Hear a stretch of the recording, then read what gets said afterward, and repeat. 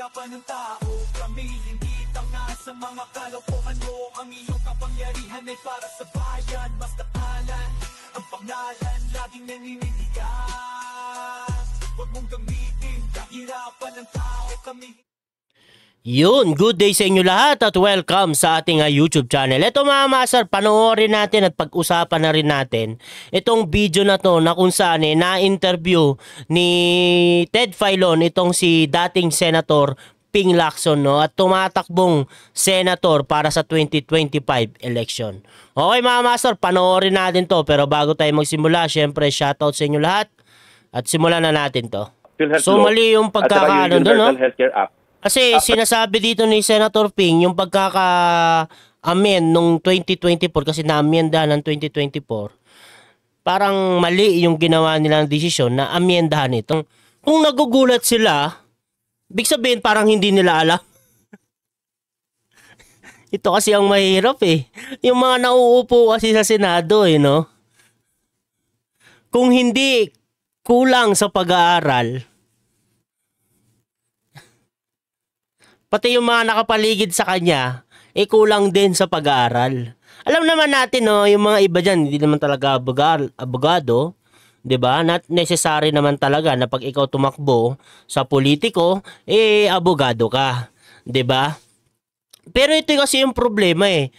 Hindi ka na nga marunong sa batas, tapos yung mga nakapaligid pa sa'yo, ganun din. Kulang din sa kaalaman. So, anong magiging kalabasan? Wala. Eng-eng talaga. Mahina. Di ba? Kaya dapat talaga pumili tayo ng mga ipapasok natin sa gobyerno na talagang alam nila kung ano yung trabaho. Para kunyari, katulad yan, yung pag-amyenda na sinasabi ni dating Senator Ping Lacson, di ba, na nakita niya kagad yung mali, pero na-approve eh. 'Di ba? Yung amending na 'yan pero na-approve, 'di ba? Kung magagaling yung mga nakatingin doon, tingin ko hindi ma-approve. O kaya merong isang salita yung mga tao na nandoon. Ibig sabihin, pag ito ay makakagulo or hindi maganda yung kalalabasan, wala nang mag-a-approve nito. Parang magdi-disagree na. 'Di ba? Ang problema kasi sa iba parang pag, di, nag-approve na tong si tapos, approve ka na dito, o sige, approve na rin ako. Kahit hindi pinag-aaralang mabuti, kasi nga kulang sa kaalaman. Di ba? Tropa-tropa. Ito nyo ho ito. Yun ang problema, meron kayong nakikitang mali, pero tahimik. Di ba? Yun kasi yung problema talaga eh. Dapat talaga may titindig eh, na pag mali, hindi, mali ito. Huwag natin yan, magkakagulo-gulo yung budget. Ibibito yan. Magiging bito yan pag ganyan. Dapat binibito yan. Kasi magulo. Pero yun ang ang problema. Sasabihin lang may problema. Pero walang gagawin. Pero may problema. 'Di ba? Di lalo nagkaroon ng problema. 'Di ba? Op. Wait, patalasas. Naubo. Mag-ask of Sa sa YouTube channel mismo. Password natin. Kanilang trabaho. Hindi cough remedy. Naramdaman pero hindi ginagawa ang kanilang trabaho. Parang ganon. Or hindi nila ginagawa. Parang ganon. Ayaw nilang gawin. Tsaka, alam niyo yun, yung parang may nakita lang na problema. May nakita na nga problema at sinabi, aminado naman na may nakitang problema. Pero dahil tropa-tropa ba? Kasi pag nag-approve yung iba, approve ka na rin. Parang ganon, di ba? Ayun na nga, hindi ginawa yung kanilang trabaho. Yun yung short. Di ba dapat harangin nila?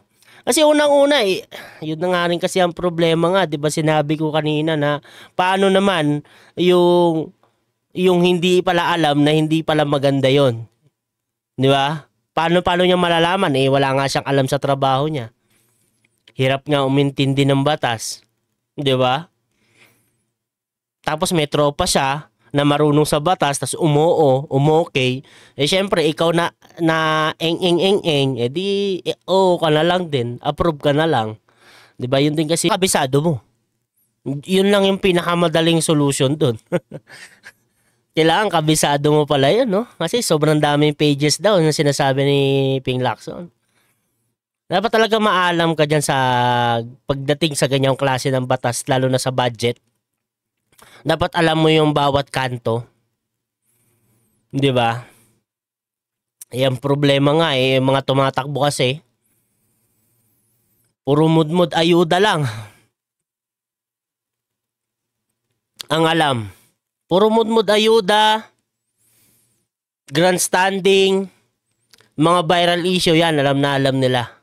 No, ito talaga makikita nyo talaga, no, kung gaano ka-weak yung gobyerno natin, no? Tingnan nyo talaga kung gaano ka-weak. Hindi yung gobyerno, yung mga nakaupo sa gobyerno. Diba? Yung gobyerno natin solid naman pala yan. Solid yan, solid yung gobyerno natin. Maganda naman yung mga ano natin. Kaso nga lang, yung mga nakaupo, yung problema. Sila, yung mga nagpapatupad ng batas, yung gumagawa dapat ng batas, yun yung mahihina eh. Doon tayo mahina. Solid naman yung mga batas natin eh. 'Di ba? Isipin mo yun, dapat kabisado mo yun. Yung sa patungkol sa budget. Kaso nga lang, sa hindi mo nga alam, pati yung mga staff mo, hindi rin alam. 'Di ba? Wala. Ang mangyayari dito, parang oo na lang. Sige, approve na yan. Kasi hindi ko naman maintindihan. Di ba? Dapat naman talaga binibito yan ng presidente. Kaya dapat hindi minamadali ang budget. Kagaya, ano nangyayari ngayon? Di ba? Tinanggal yung mga tao na magtatanong dapat para lang pabilisin yung budget. Isipin niyo yun, di ba? Para, auto-approve. Dapat hindi ganon, di ba? My goodness. Kailangan talaga natin talaga yung mga senador maalam eh. My goodness. Ang problema nga lang kasi, marami sa mga senador natin na nakakapasok sa pagkasenador, mas matalino pa yung mga staff nila. Mas marunong pa sa batas yung mga staff nila kaysa doon sa mga nakaupo. Di ba? Isipin niyo yun. Isipin niyo yun. Isipin niyo mabuti yun. Ganun ka-weak talaga yung mga nakaupo sa atin sa gobyerno. Ganun ka-weak yung mga pinapasok natin. Kaya nalulusutan tayo eh. Di ba? Kaya nananakawan tayo ng mga magnanakaw eh. Bakit? Yung gwardya natin sobrang hina. Diba yung... Pero ito talaga, totoo naman talaga na merong umaabuso. Nung EGK, marami naman din nakapakulong na pulis eh. Marami naman din na, na nahuling mga pulis na gumagawa ng kalokohan. Bakit? Ina-abuse nila yung kapangyarihan. Diba? Talagang ina-abuse. Yun mga master, no? Yan, ang tanong ko sa inyo, sa tingin nyo, ito bang si Ping Lacson talaga makakatulong sa atin, no? Para mabusisi or maayos yung budget. Kasi dyan talaga tayo nagkakaproblema eh. Di ba? Lalo na ngayon, merong tawag nito, nabago doon sa batas. Na nakikita ngayon ni Senator Ping Lacson na mali. Di ba? O magkakaroon tayo ng boses kung sakaling makakapasok siya.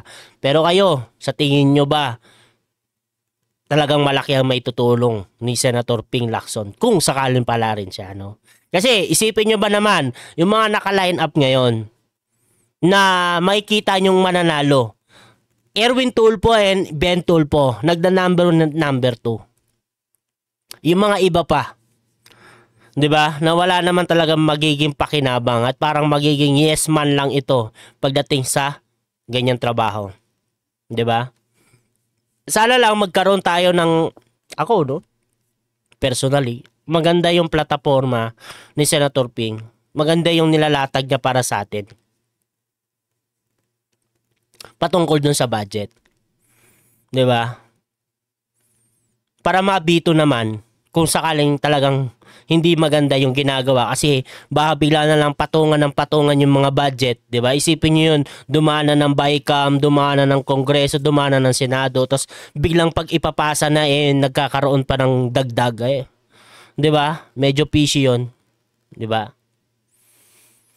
O kayong magpa-file na itong si Senator Fing Lacson ng kanyang candidacy for senator. No? Anyway mga master, hanggang dito na lang tayo at maraming salamat sa pagsama sa ating video. Ingat kayo palagi. God bless po sa inyo lahat. Paalam po. Huwag mong gamitin kahirapan ng tao. Kami hindi tanga sa mga kalokohan mo. Ang iyong kapangyarihan ay para sa bayan. Basta alan, ang pangalan laging naninindigan. Huwag mong gamitin kahirapan ng tao. Kami hindi tanga sa mga kalokohan mo. Ang iyong kapangyarihan ay para sa bayan. Masteralan ang pangalan laging naninindigan. Huwag mong gamitin kahirapan ng tao. Kami hindi tanga sa mga kalokohan mo. Ang iyong kapangyarihan